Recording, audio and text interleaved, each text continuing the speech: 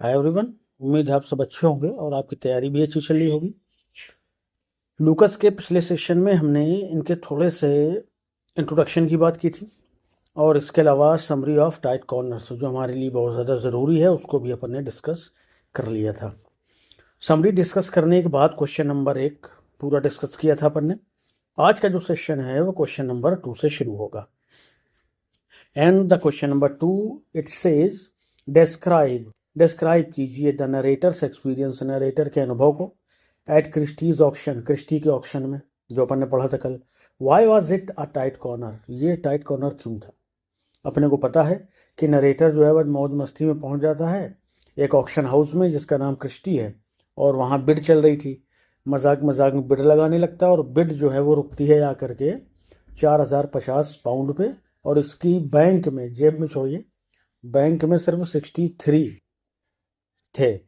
अब वो इसको लगा कि यार अब तो फंस गए, अब क्या करना चाहिए। तो ये जो परिस्थिति है ये टाइट कॉर्नर बन जाती है, यानी उसके लिए एक मुसीबत बन जाती है। चलिए, तो किस तरह से राइटर ने इसे दिखाया उसको अपन डिस्कस करेंगे। The narrator of tight corners, ये जो नरेटर है टाइट कॉर्नर का, visits Christie's auction house, Christie के ऑक्शन हाउस घूमने जाता है जस्ट फॉर फन, बस मजे के लिए। After launching with a friend, एक फ्रेंड के साथ लंच करने के बाद, द हॉल इज क्राउडेड। अच्छा, लंच करने के बाद जो ये नरेटर है अपने एक दोस्त के साथ में वहाँ ऑक्शन में, सॉरी, क्रिस्टीज हाउस में पहुंचता है।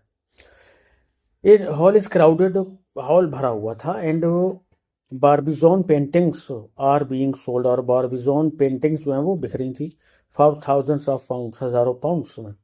एट फर्स्ट, पहले तो ही joins the building safely, bidding sorry, उसने बिडिंग पहले तो बहुत सेफली, सुरक्षित अंदाज में ज्वाइन करी।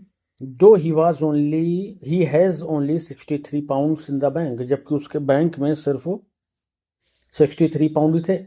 But then comes the crisis, लेकिन कहाँ तक अब सेफ्टी रखता अपनी और कहाँ तक सुरक्षित रखता अपने आप को।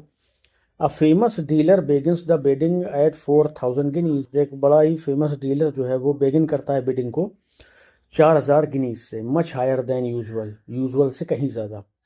To his horror the narrator hears himself saying, narrator खुद को कहते हुए सुनता है एंड 50, यानी 4050 गिनीज।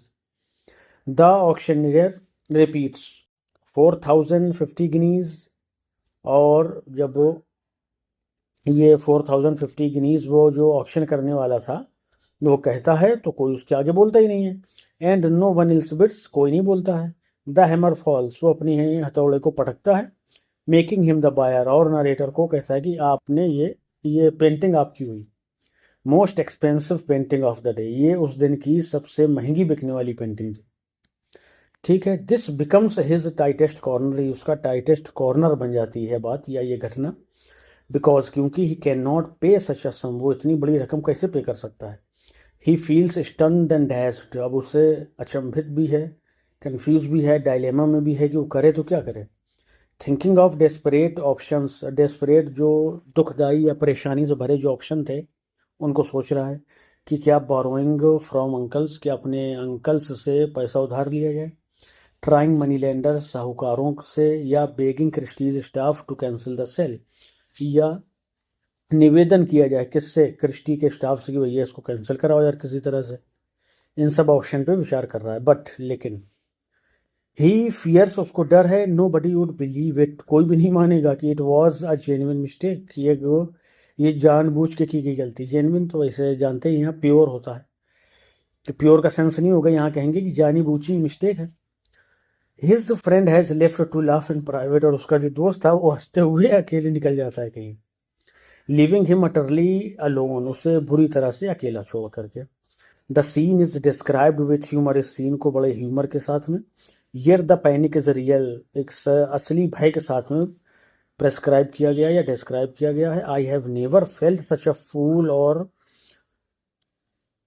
करेंगे मैंने कभी इतने अपने आप को मूर्खतापूर्ण नहीं पाया, और हैड कोल्डर फीट, या इतने ज़्यादा अपने पैरों को जमा हुआ नहीं पाया कि मैं वहाँ से निकल नहीं पा रहा हूँ। I should have welcomed a firing party, मुझे एक firing party I should have welcomed, मुझे वेलकम करना चाहिए था ए फायरिंग पार्टी, एक फायरिंग पार्टी को।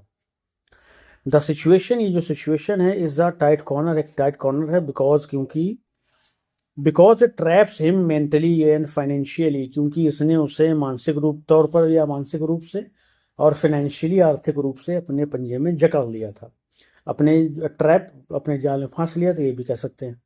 Showing how mistakes in judgement can create as much terror as physical danger.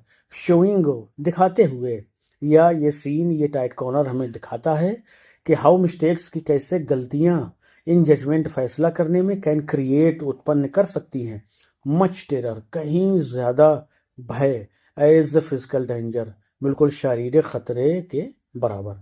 यानी करेंगे जब कभी हम ऐसी जगह फंस जाते हैं कि जहाँ पर हमें हमारे शरीर की चिंता होती है कि कहीं ये ना हो जाए, वो ना हो जाए, उसी तरह से ये सिचुएशन है जहाँ पर वो मेंटली और फाइनेंशियली बुरी तरह से फंसा हुआ है। ठीक है, चलिए नेक्स्ट क्वेश्चन देखेंगे। What are the main themes and style features of tight corner. Tight corner में यूज की गई मेन थीम्स कौन सी हैं और मेन स्टाइल कौन कौन सी, वो बता दीजिए। चलिए बताते हैं। ईवी लूकस का जो एसे है tight corners has two main themes, इसकी दो मेन थीम है। The mental strain of financial crisis, आर्थिक क्राइसिस, तंगी की मेंटल स्ट्रेन, मानसिक दबाव, and the role of luck in human life, और आदमी की जिंदगी में जो लक है उसका क्या रोल है, ये दो थीम है।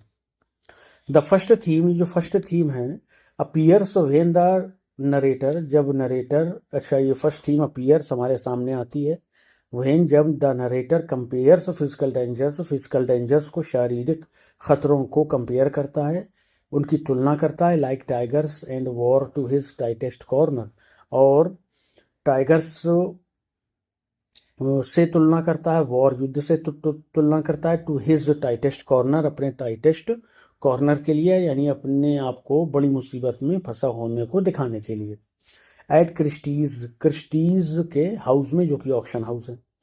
हिज पैनिक, उसका जो भय है, एट बिडिंग, बोली लगाने के दौरान 4050 गिनीज की, शोज, वो ये दिखाता है हाउ मनी ट्रबल्स, कि कैसे पैसे से उत्पन्न हुई परेशानी, कैन फील एज टेरिफाइंग, उतनी ही भयावह महसूस हो सकती है, एज डेथ, जैसे कि मृत्यु होती है।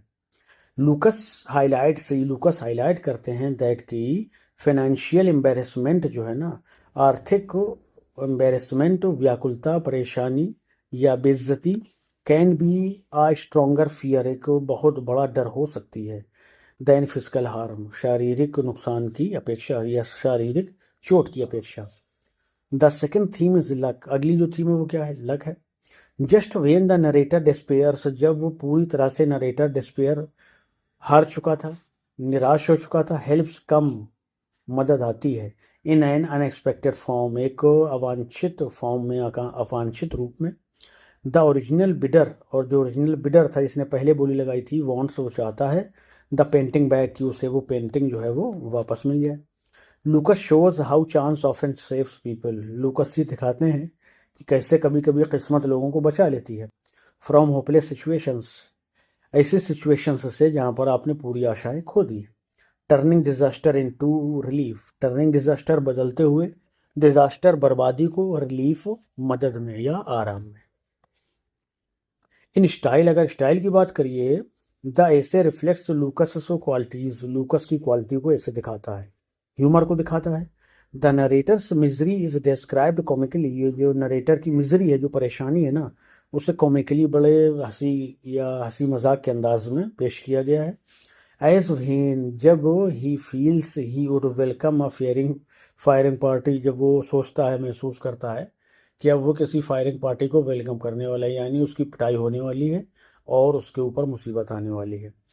Conversational tone, the essay reads like a story told to friends, ये जो ऐसे है ऐसा है कि जैसे अपन कोई स्टोरी किसी फ्रेंड को बता रहे हो। विद डायरेक्ट स्पीच के साथ में, पर्सनल रिमार्क्स, और पर्सनल रिमार्क के साथ में। आयरनी भी है इसमें, his friend laughs instead of helping, उसका दोस्त जो हंसता है मदद करने के बजाय, और वो काम ही उसने ऐसा किया था मूर्खतापूर्ण कि वो अपने हंसी को छिपाने के लिए, यानी क्योंकि ऑक्शन हो रही है वहाँ, सभ्य तमीज़दार सिविलाइज्ड एरिस्टोक्रेटिक लोग बैठे होंगे, वहाँ तो हंस नहीं सकता खुल के, तो कोना पकड़ के हंसने निकल जाता है ये। While the narrator himself benefits, जबकि जो नरेटर है वो खुद को लाभ पहुंचाता है फ्रॉम द वेरी मिस्टेक, उसी मिस्टेक गलती say that almost ruined him, जिसने उसे करीब करीब बर्बाद कर दिया था।